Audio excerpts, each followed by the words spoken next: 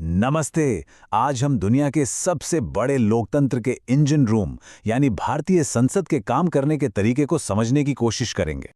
अब देखिए, संसद की ताकत को समझने के लिए हम किसी किताबी सिद्धांत से नहीं बल्कि एक असली कहानी से शुरुआत करेंगे। तो चलिए थोड़ा पीछे चलते हैं। साल 2002 में 28 फरवरी को सरकार ने बजट में यूरिया की कीमतें बढ़ाने का ऐलान किया। लेकिन जैसे ही ये बात संसद में पहुंची, इस पर जबरदस्त हंगामा खड़ा हो गया।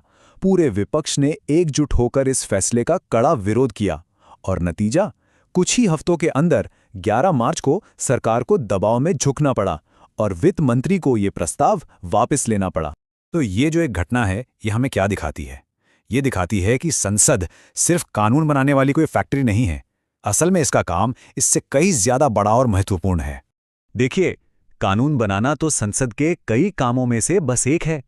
असल में ये हमारे लोकतंत्र का वो धड़कता हुआ दिल है, जहां सरकार से सवाल पूछे जाते हैं, नीतियों पर तीखी बहस होती है, विरोध जताया जाता है और कभी-कभी सभी दल मिलकर आम सहमति भी बनाते हैं। ये सारी प्रक्रिया मिलकर ही हमारे लोकतंत्र को जिंदा रखती है।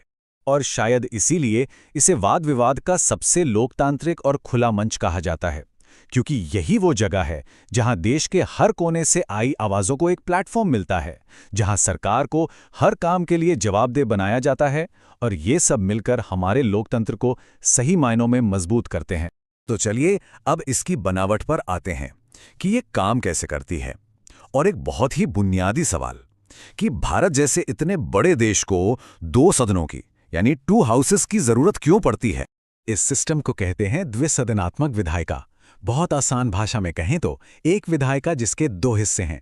हमारे देश में ये दो सदन हैं, राज्यसभा जिसे राज्यों की परिषद कहते हैं और लोकसभा यानी लोगों का सदन। लेकिन सवाल तो मन में आता है ना कि आखिर एक सदन काफी क्यों नहीं है?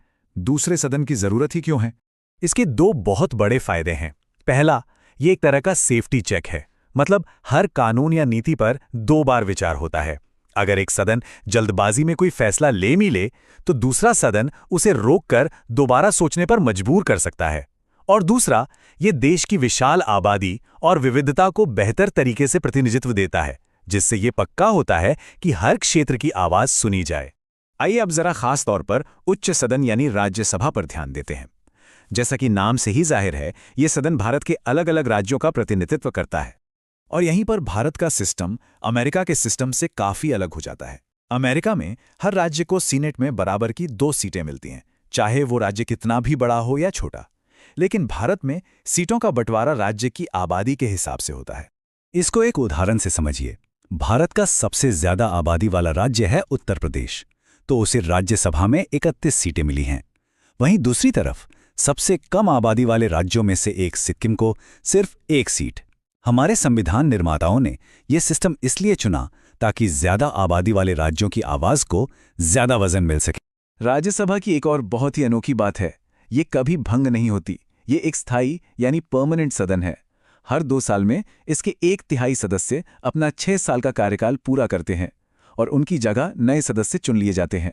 इससे सदन में एक निरंतरता बनी रहती है, भले ही लोकसभा भंग हो जाए। वैसे एक दिलचस्प बात यह भी है कि जहां राष्ट्रीय स्तर पर हमारे पास 2 सदन हैं, वहीं राज्यों में यह व्यवस्था उतनी आम नहीं है।